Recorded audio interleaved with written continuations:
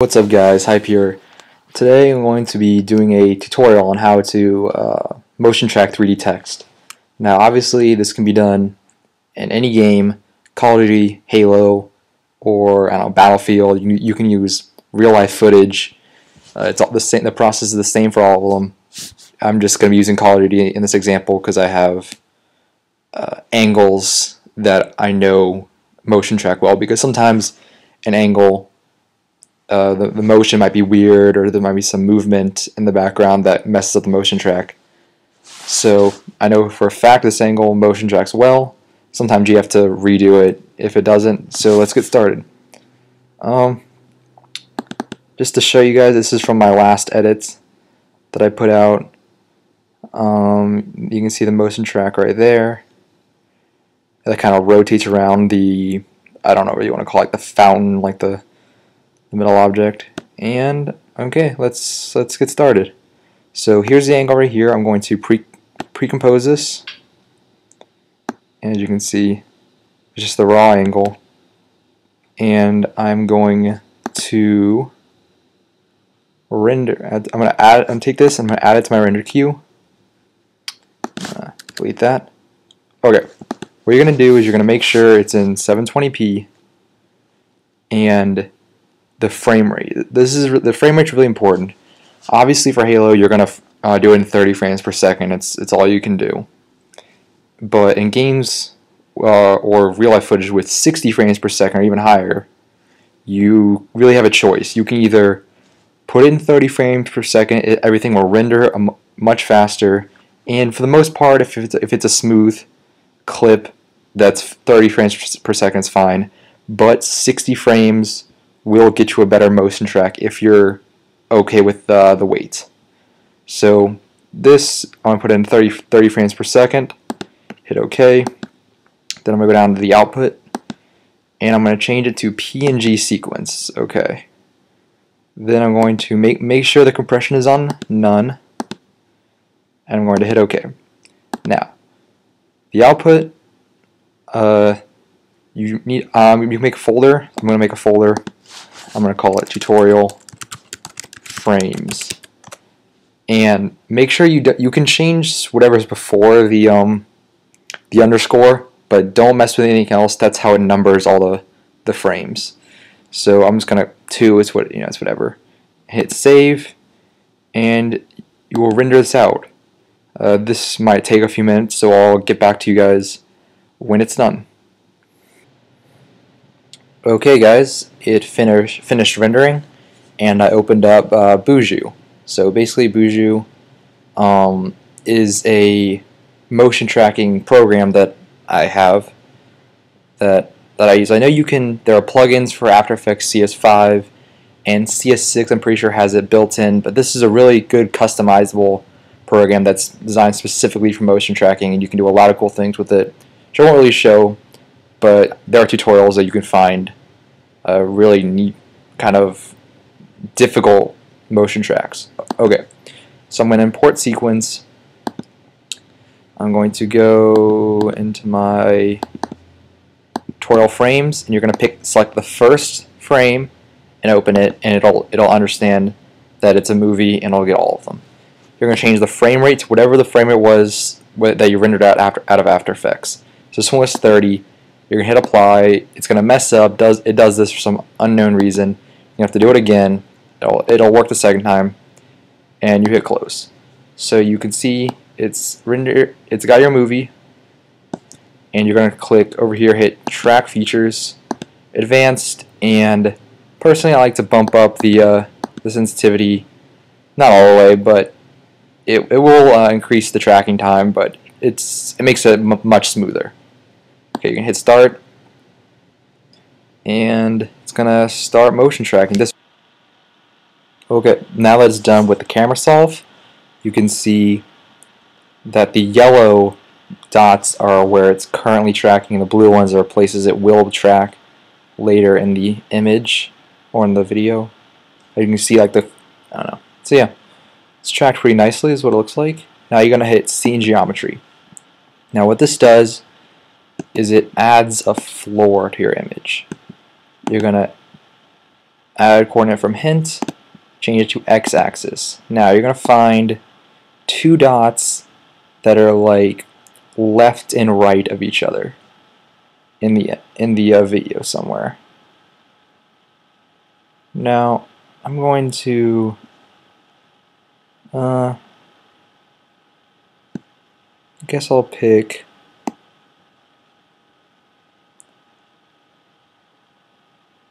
I don't know, these look pretty left and right of each other. Those two. And you're going to click connect selected. Then you're going to add coordinate from hint. Click z-axis. And this one you're going to pick two dots that are in line with the floor. So imagine it's like the depth of your video. So two that are like lined up that kind of go with your floor. Now this is a really hard point for me. I'm not really good at this, but this is not as important as the actual tracking. I guess I'll go with these two. It's not that doesn't matter that much. So yeah, connect them and then update coordinate frame, and then close. Next thing you're going to do is you're going to export the camera and browse. I'm just going to put it in this folder. I'm gonna name it tutorial. Let's see. Make sure it's a Cinema 4D file. Click save. Make sure it has all the frames, and click save. Okay.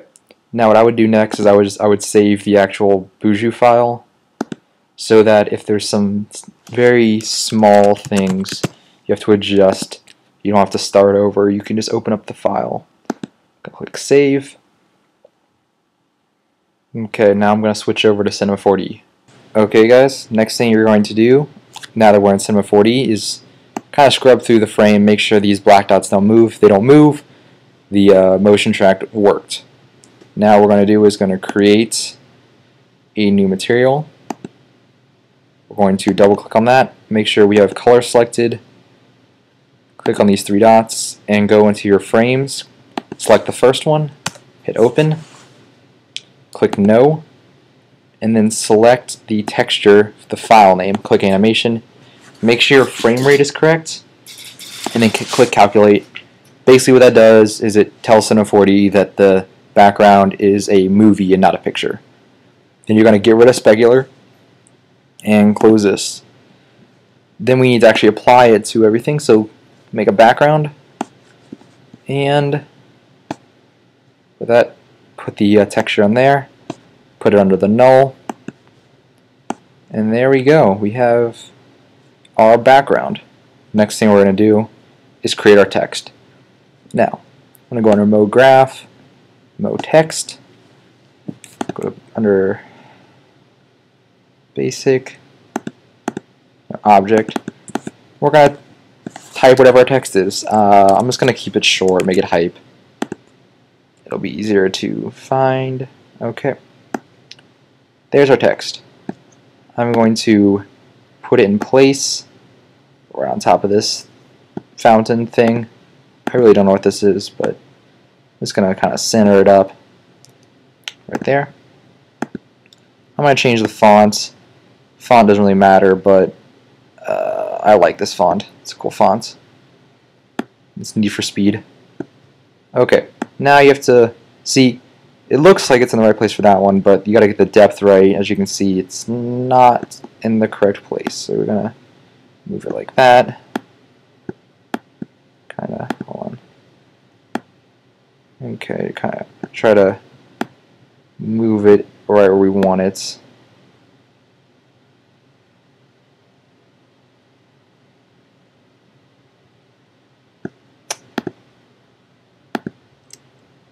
It's a little big. 150. Try to move it. don't know. Really, what the really depends on what look you want. You can have it resting, or you can have it floating. Not mean to do that. Okay. Okay. As you can see, that's motion tracked well. Text, and we can go over to caps. Go over to fillet cap, and make this linear. What, this is really just up to you and how you want it to look. You obviously, I prefer to have the caps a little smaller, maybe like a 2. Oh. I don't know. It's really up to your choice. And then we're gonna just pair it with a null object, and we have starting to look good. We have to create a new material because we're gonna, of course, colorize the text. We're gonna get rid of specular, and under color, obviously this is your choice. I don't know. I might go for like a gold, something like that. And then click reflection. Click the same color-ish. Just make it a lot brighter. Something like that. And then put it on the text.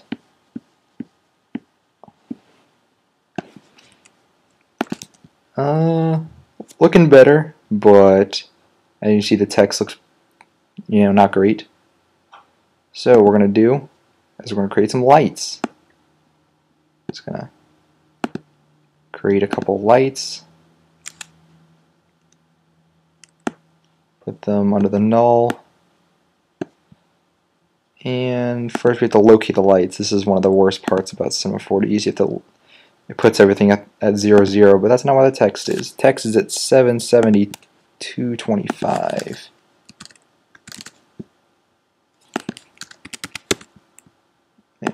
And negative 52.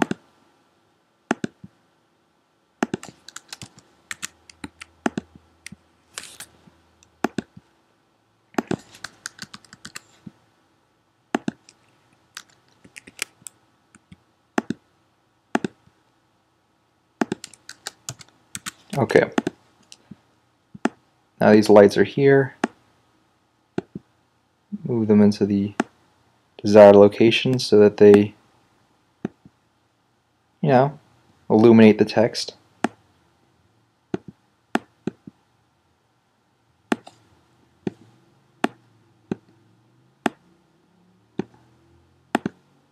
There we go. Starting to get somewhere on this.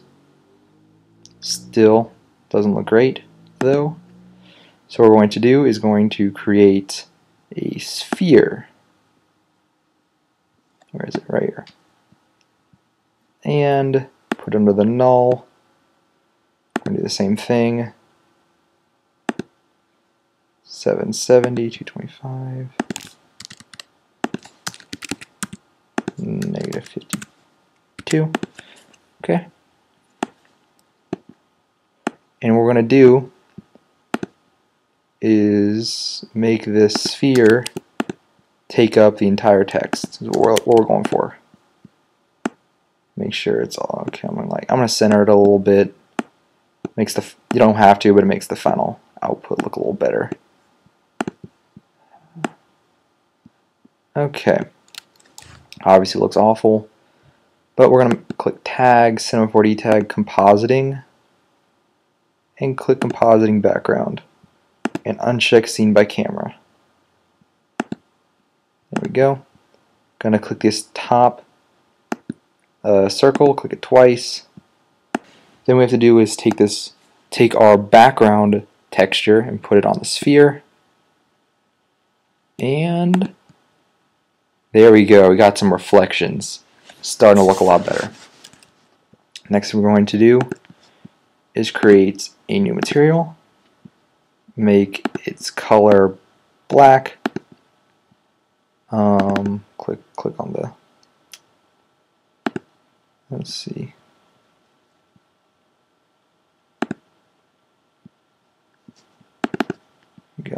Give it a specular, click reflection, make it like a light gray color, and we're going to put it on our text. Okay, did not work. Nope. Did not mean to replace it, meant to put it on there too. It's not liking this. Oh well. There we go. Now, as you can see, it just made it black. Put it on the inside of the text and go to the selection and click C1. Basically, that'll just tell it to put the color on the sides. And there we go. We have ourselves a nice looking text. I'll kind of angle it a little bit so you see what it looks like on the outside. And of course, if you don't like the yellow, I don't know. I chose orange for my last edit. I think that looked a little better, but you know, something like that.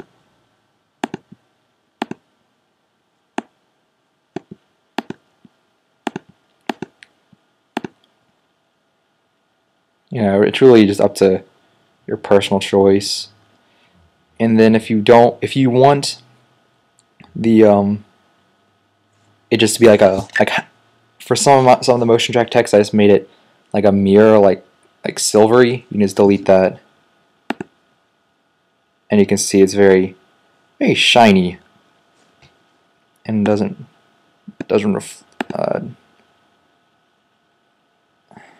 there we go. Okay, well, I'm gonna put this back. Okay, so we have our text. Now we have to render everything out. So you're going to click render, and first we're going to edit our render settings. This is really important. So we want to make sure it's select all frames. Make sure it's our original resolution.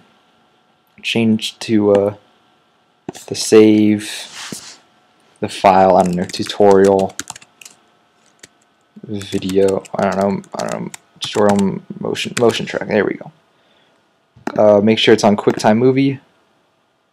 Let's see. Make sure Alpha Channel is clicked. And multipass. I don't think you have to do anything there. Make sure this is on best. Minimal level is 2x2. Max is 4x4.